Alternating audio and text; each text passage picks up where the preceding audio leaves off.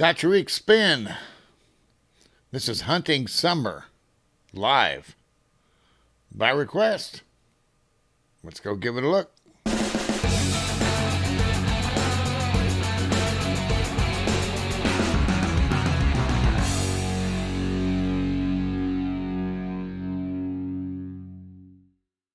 Hey there. This request comes to us from RTunes over at cupofcoffee.com. Thank you, RTunes, for your request and for your support. This is from 2016. It's a tour final for Gacharic Spin, and it's live. Here we go.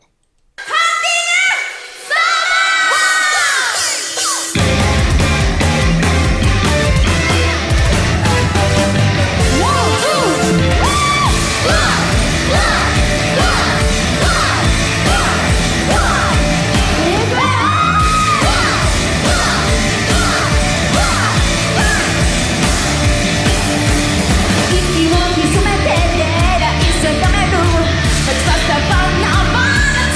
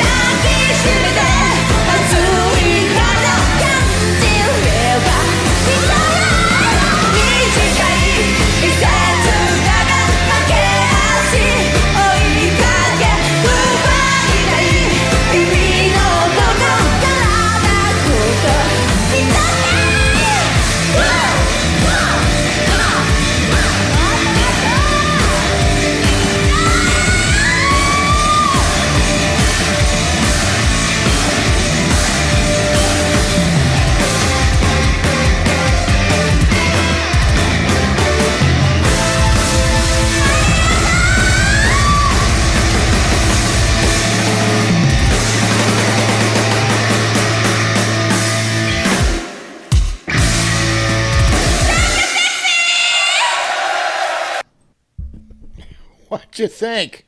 I thought, wow, this is a full package band, is it not? Artunes, thank you for this request. Artunes also provided us a little bit of information. Because I get so confused about the members of the band, they change so rapidly from video to video partially because we're jumping around the timeline and partially because I just lose track of who's doing what on the stage. The drummer is Hannah, and Oreo is singing lead here. So this is according to Artunes. So if I'm wrong, you tell him. And Mai and Nene are dancers. Okay, so I want to talk about this performance. This was 2016. This is before they had some member changes, and Artunes sent both this live video and a 2019 live video for us to compare and contrast. I decided not to do them both in the same video. That would have just been prohibitively long. Knowing Gacharic spin and their complexities, if I tried to dive in at that level, I felt like we'd be taking a long time. So instead, we're going to do one at a time here, and I'm going to touch on highlights, and that's it. And then when we get done with both of them, maybe we'll talk about them as a couplet. So to begin with, let's look at the way they opened this show.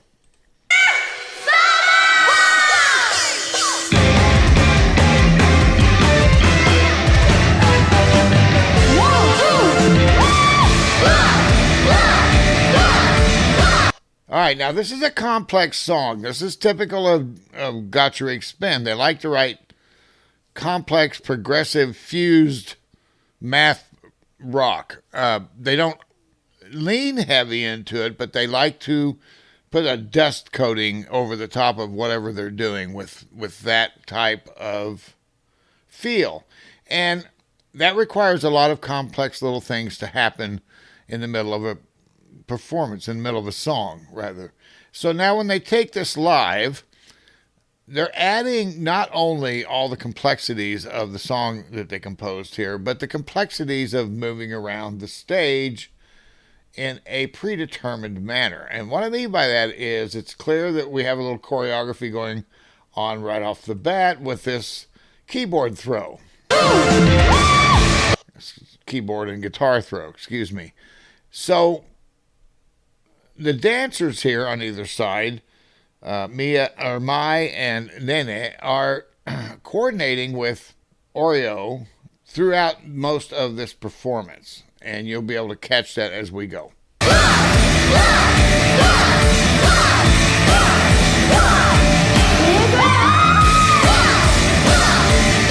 So, I said all that to say this. In spite of all that's going on, in spite of the complexity of the composition, this song is catchy, right? Is it not? I mean, it's got a catchy hook to it. So it repeatedly takes you back there so that you stay hooked.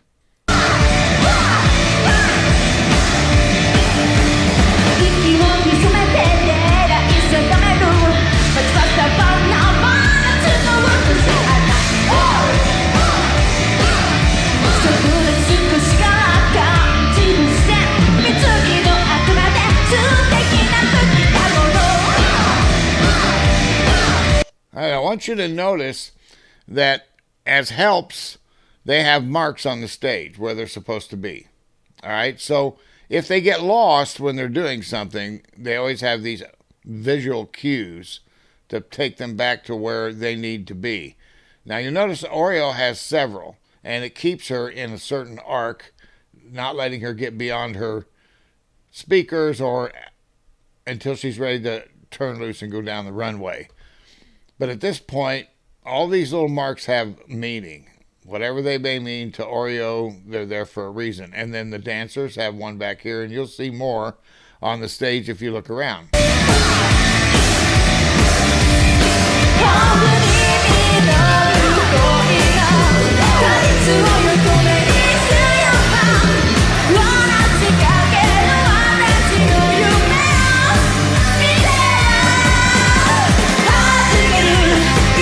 Now, what I really like about this performance is it finally clicked in my brain what a dancer. I call them screamer dancers, and one of the commenters took me to task, said that's a baby metal gimmick. I don't know if it's a gimmick. I just think it's born out of Japanese culture.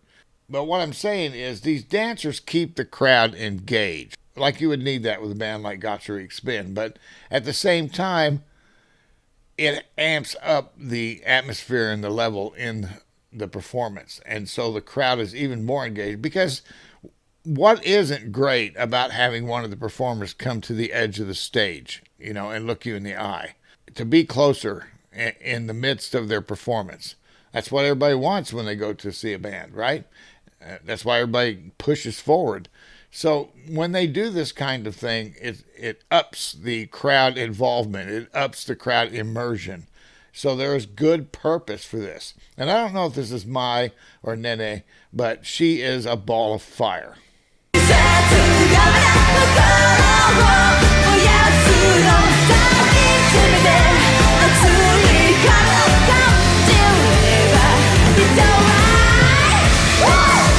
So now you see, when she runs back from the runway, when she's ready to take her place again here beside Oreo, she's going to have a mark that she can go back to. And that's the purpose of that. So now I've said enough about that.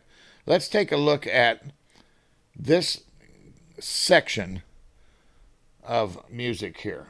And I want to, because it is complex and it shows Gacharic Spin's multi-talented abilities.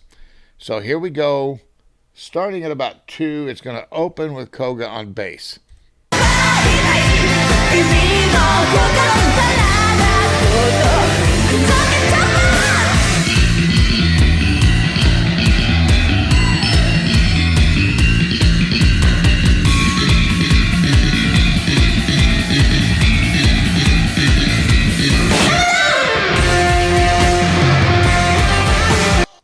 And Tomo, what can I say?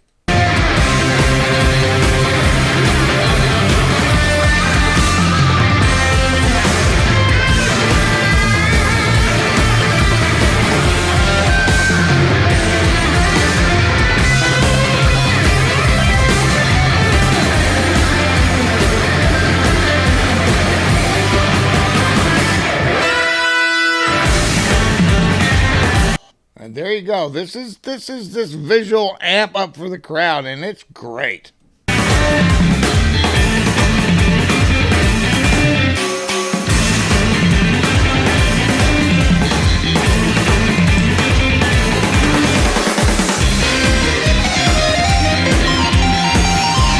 Now, I don't know why somebody didn't think of doing this before, and maybe somebody did, and I've just never seen it, but this is fantastic.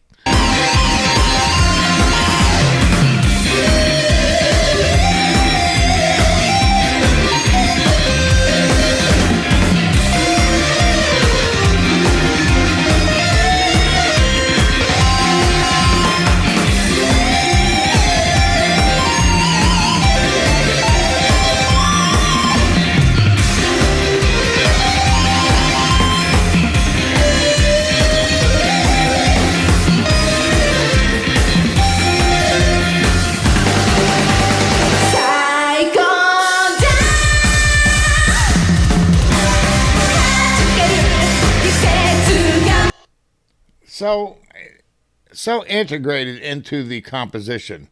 And what I mean by that is this wasn't just a place in the song for each member to shine, to show their talent. This was a purposeful break in the composition to specifically amp up the song, the dynamic of the song. So it has purpose, it has drive, it's catchy, and it's, from a visual performance level, outstanding.